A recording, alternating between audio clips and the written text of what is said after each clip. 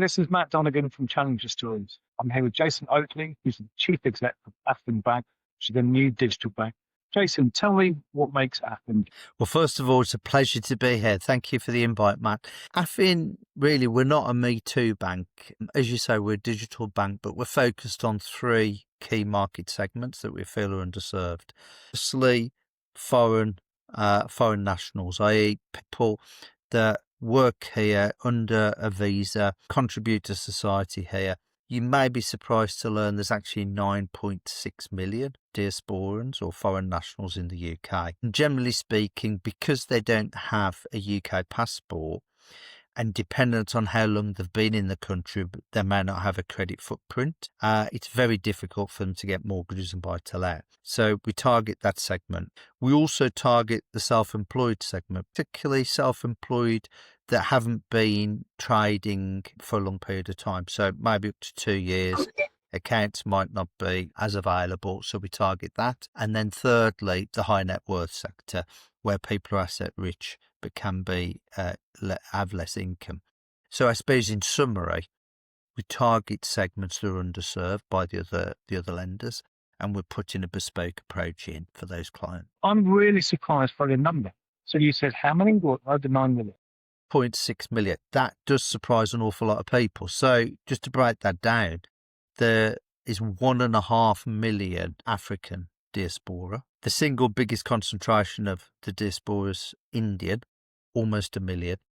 And then you've got a whole raft of other diaspora, whether that's Polish, all over the world, as you'd expect. But it's actually almost 1 in 6 of the population. It's a big old. And then you also talk about solopreneurs. You're talking about self-employed who've been at the businesses for a relatively short period of time. And also surprised by the high net worths on as well. So these are high net worths who are asset rich, can't necessarily show income.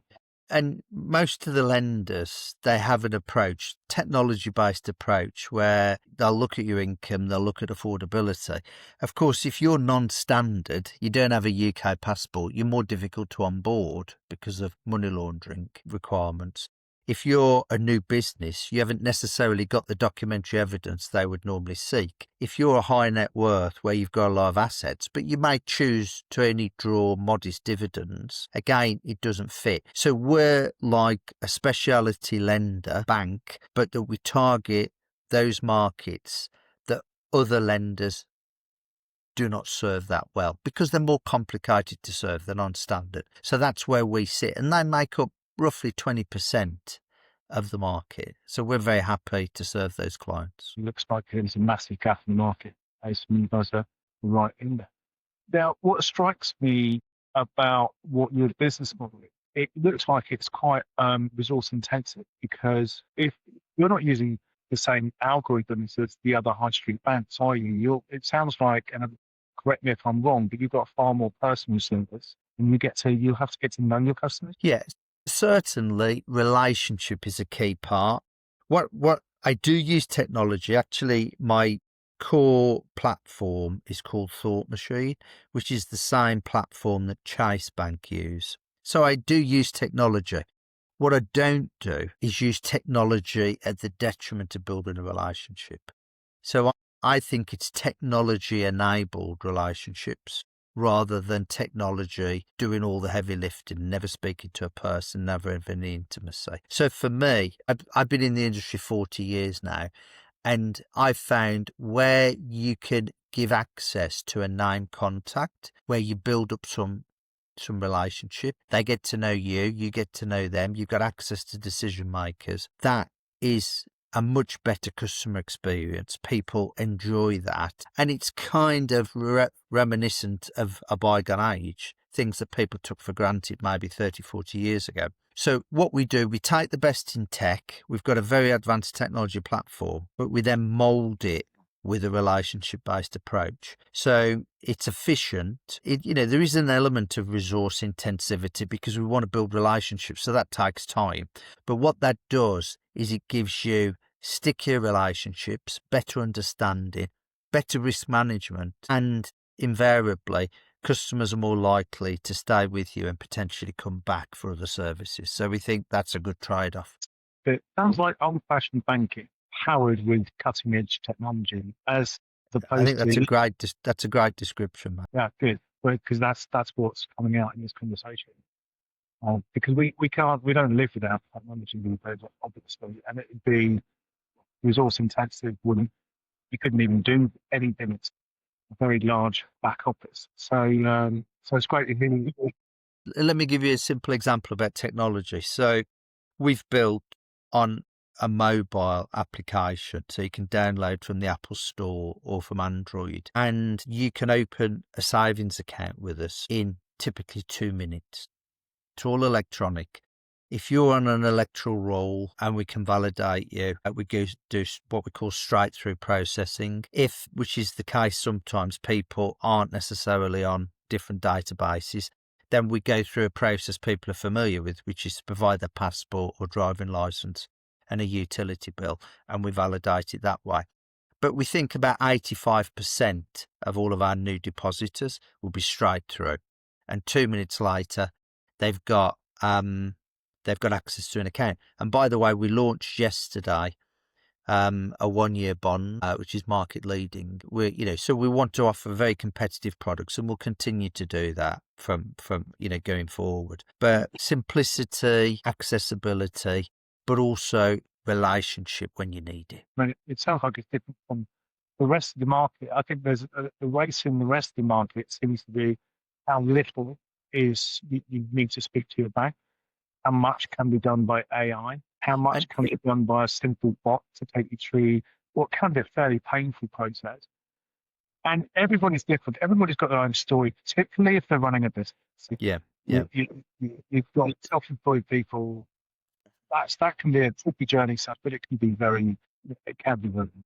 And just picking up on one of your points, because it's important. Again, AI, I think, has the potential to be transformative. I think AI really, could pivot. It could pivot a whole host of things and drive different levels of efficiency and capability. For me, the key learning is it's about human augmentation. How do you make the people experience better using technology? What I see too much of, and I don't think customers like, is how do you use technology to reduce the cost base and remove people? That is not a good customer experience. What we want to do is to make our colleagues that talk to customers more efficient, give them more pertinent information, improve the experience, but not remove them. I don't want a bot. If I'm doing I don't want a bot, I want a person. And that's our philosophy. You get a much better experience if you're talking to a human being rather than these bots where you pop something in and then 5 questions later you go back to the start because I still don't know what you want. It's frustrating. So that is not something you're going to see from Athlin Bank. Good. And I think, we talked just now about the different backgrounds of the people that your target. And when it comes to the kind of non-standard market, often they've lived slightly outside of our. They are personal stories, their personal journeys, their personal circumstance discussed with a bot, then advanced AI, even AGI, when it comes along. It's not I totally agree. Empathetic issues and be able to understand sort of background and consequence other than that it might be in the day-to-day. And just one point, you mentioned a really key point there I just don't want to lose, which is we were talking about non-standard. What does that mean? Well, let me give you an example. In the diasporan market, home ownership is 1/3 of the typical UK resident home ownership. So what we're seeing actually, and it's very clear in the data, is a level of financial exclusion. It's non-standard, but why is it of the 1.5 million African diaspora, 1.1 million rent? It's the highest percentage of any ethnic demographic. And when I look at that demographic, I see professionals. I see 45% of non-white NHS staff appearing in the diaspora. The NHS would stop working without the diaspora. I see accountants, lawyers, surveyors, all sorts of different key professionals. The diaspora tends to be bachelor or master's educated. They tend to earn above average earnings. They tend to send money home to their family and siblings or parents. This is a segment that really is a very interesting segment, but it's very underserved. And that's something we feel passionate about putting right. Workplace, we come into the workplace. What you are doing by taking this approach is bringing people back into the business in an industry which is trying to shed jobs. How do you do that? Bringing the people on board an organization that's very goal driven. And what I mean by gold, it has a purpose. It's not just about the bottom line, it's about you're serving what is effectively a greater purpose. What's important to you when you're bringing staff on board to deliver what is effectively a bit of a game changer? Well, I think culture and behaviours and conduct, and they're all interrelated. So everyone that we onboard, we want them to feel passionate about our purpose. And our purpose is to serve markets that other lenders and banks don't serve very well. So we want them to feel passionate.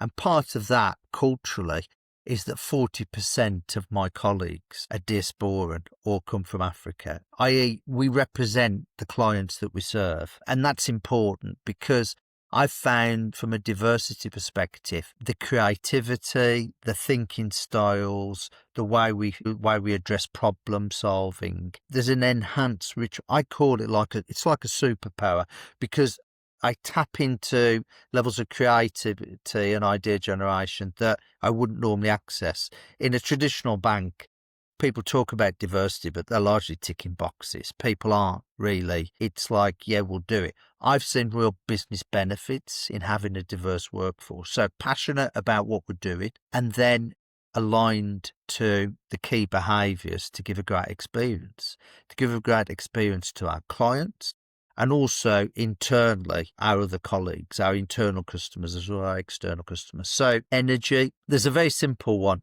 It's the fruit PEAR, P-E-A-R. And this has been the one I've used for 30 plus years. So what's the P? It's about passion and pride. You come energized. You are an energy giver. You don't sap energy. You excite people around you. E is for execution. You deliver what you promise. If I'm going to do this by this, I'll do it. I'll do it and I'll build a reputation for doing it. A is for ambition.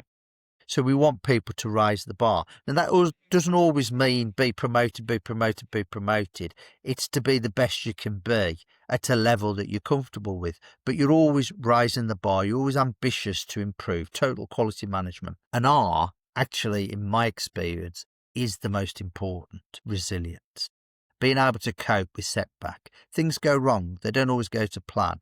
But there's that inner reserve where you've just got that belief that you can fix things, that you can overcome those issues, you will get resolution. And those characteristics are really important to me. When I recruit, I want to see those things. I want to see passion for our business. If I interview somebody and say, well, tell me what you know about Athlin, and they start with, well, I haven't really looked, that conversation doesn't go very far. I've got to say, that PEAR system, that PEAR framework that we have there is brilliant.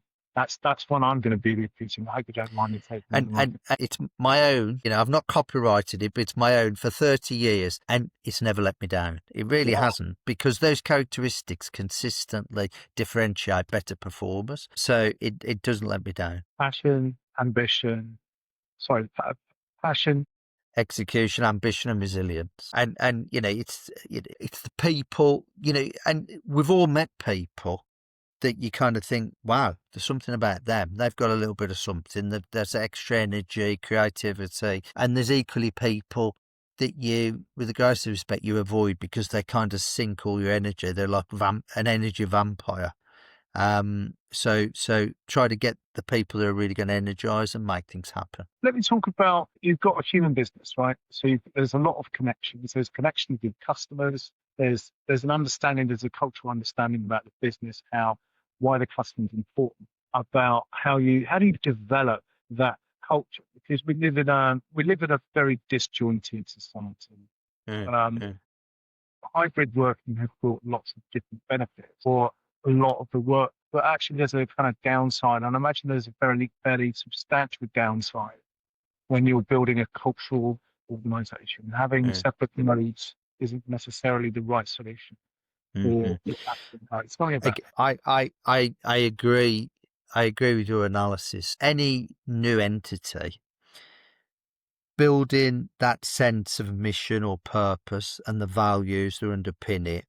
How are we going to do it? Why are we doing it? What's important? What do we measure? Those things are kind of like foundational to the success of the enterprise, no matter what it is, whether it's Athlin Bank or anybody else. I think hybrid working, we need to be realistic in that particularly the younger cohort have a slightly different perspective on work-life balance.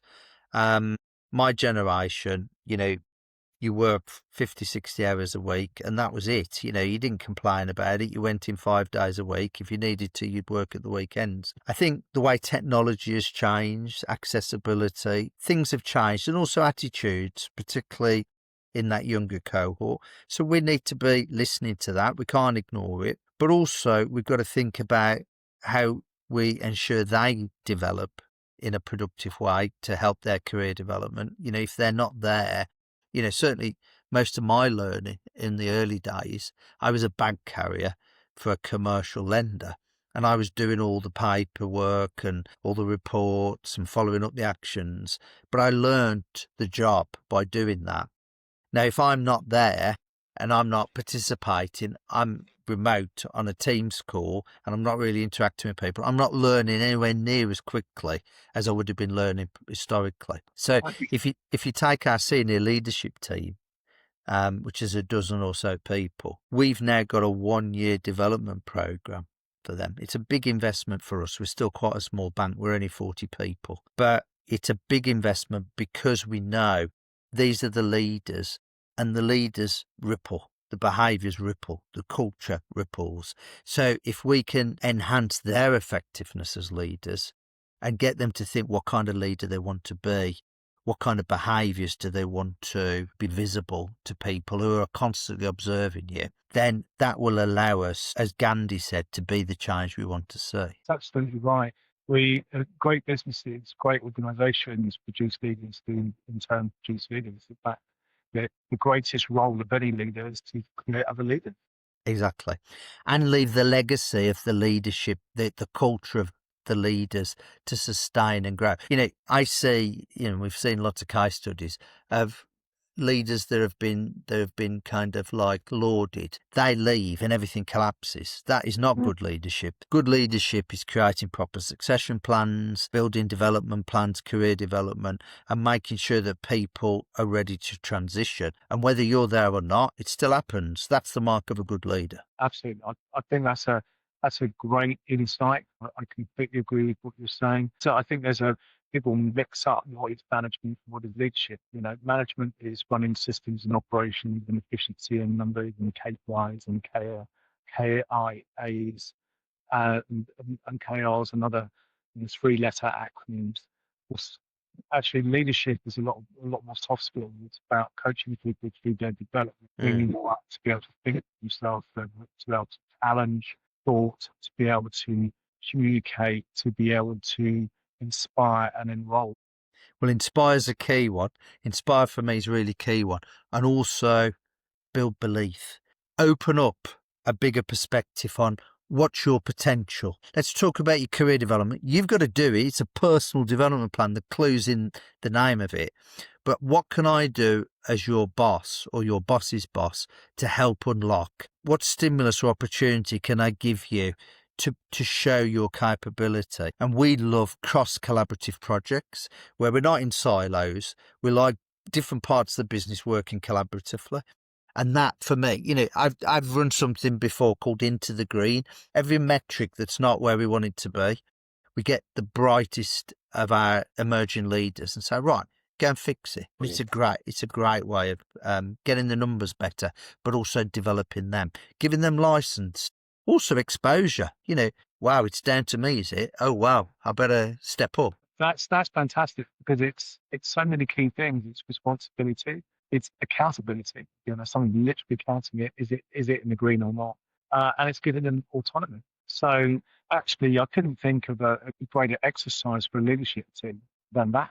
So that's brilliant. So What's really coming out in this right now for me is the fact that what Athlin Bank is doing is it's putting humanity back into banking. And it might sound a little bit, I don't like a grand thing for me to say, but it really coming out. You've got to resource up properly with a really strong management and leadership team to deliver the service of putting back humanity and EQ and actually engaging with your customers and taking it just away from the algorithm, away from the app, away from it being a bot, engaging with the customer. Is it really engaging? No, it's going through a sequence that has been programmed. Black box, and nobody has no idea what the hell's going on. So am I going to get approved? Am I not? I have no idea. But the critical thing that you're saying there, Matt, which I agree with, is, we talk about humanity. I like simplicity. I think people that can make complex things simple is a great skill. There's a lot of people that make simple things complex, which is not such a great skill. So if you strip that back to the core, how do I want to be treated? Well, treat others the way you want to be treated. What kind of experience do you want? What's going to get the best out of you in terms of your banking relationship? Well, of course, who doesn't want relationship? Who doesn't want somebody that knows their name, somebody that knows their story, and that can pick up the phone and there's instant intimacy? You're not picking up a call centre and you have no idea who they are. They have no idea who you are. And you're trying to explain about a requirement and it's so much harder. Make it easy. Make it easy for the client. Make it a better experience. I think people overcomplicate simple things. Just make a better experience for customers. So Jason, this is not your first rodeo. Athlin Bank is definitely not your first rodeo. You've been in the banking industry for how long? 40 years. You can tell from the hair, sadly. 40 years in the banking industry. This isn't the first time you've been CEO of a bank either, is it? You've developed other banks along the way. Some very, very successful banks. I'm not aware of that. And you've got a great track record in banking. You know the industry inside out. You're shifting it back to where it used to be in many respects, although you're backing that up with a huge amount of technology and do that. You're understanding your customers. What's wrong about the banking industry? What would you change? If there was one change in banking in the entire industry right now, what would Well, we've touched on a little bit an area around intimacy and accessibility. I think they are, I believe, historically, a long time ago now, but you had a branch manager in every bank and they knew their customers, they knew the story, they could pick up the phone or walk in and they get access. I think technology, whilst it has the ability to be transformative, has also depersonalised the whole experience. It's commoditised and made it a numbers game. And I'm still maybe more traditional, I don't know, but I'm still a big fan of building meaningful relationships with people where I've been in the industry 40 years. I speak to clients that I first dealt with 3 decades ago. Well, because we've got a relationship, that kind of track. Where are you? I was at Metro Bank, I was at Recognised Bank, now I'm at Athlin Bank and lots of other things in between. And for me, it's go back to basics. What does a good relationship look like? Can you build proper knowledge and support? And also, I think even on the colleague side of things, when I first joined the industry, if I wanted to be promoted, I had to do my banking exams. It was called the Associate of Chartered Institute of Bankers, the ACIB. And these days, okay, there's more specialisation. We look at different areas, but there isn't the personal development agenda to the extent there used to be. I encourage I'll sponsor any of my colleagues to do professional exams. I've just had my CRO doing an AI. I've got one of my financial analysts who did a degree in accounting. She now wants to complete her accountancy qualifications. And anyone coming to me, I had somebody doing AML certification exams. Anybody, I'll say, yeah, I'm happy to do it. But I expect you to provide me with some tenure. I'll support you, but I want some payback in the bank. I want you to be around long enough to benefit from that. But I'll support you. And the same with the SLT, the Senior Leadership Team Development. We're spending a lot of money on that. But if we get it right, it has a big impact on our performance. The change in the industry in one line would be humanisation, support, with leadership development. Well, I think for customers, which is where I always start, it's intimacy, but bringing more intimacy back into the relationship, something that means something rather than you're just another number.